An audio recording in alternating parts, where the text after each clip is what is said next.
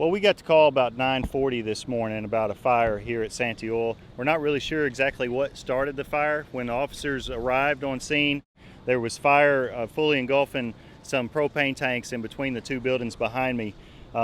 We got fire crews out onto the property and was extending our 2-inch hose lines to try to fight that fire, and that's when the 20-pound tank started exploding. Once that started happening, we had to back up rather quickly and get our officers back from that hazardous area. Okay, this larger tank that's behind you, what is the capacity of that tank? Well, that's a 30,000 gallon tank. We were told it's probably 50 to 60% full of propane. We were very concerned about that because, as you can see, it's pretty close to that fire, the structure there that was on fire.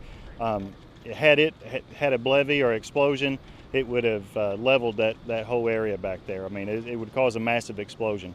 Do you know about what size area would have been affected by that? Well, something of that size, they have you clear out at least a half a mile, if that will tell you anything.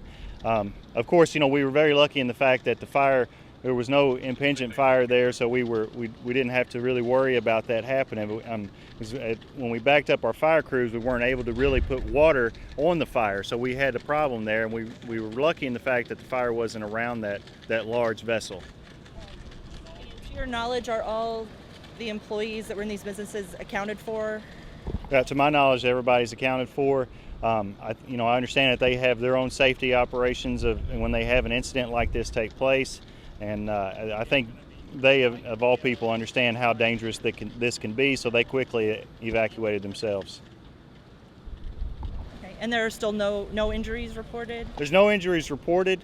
We had a couple of firefighters working out here with all the bunker gear that had some heat exhaustion.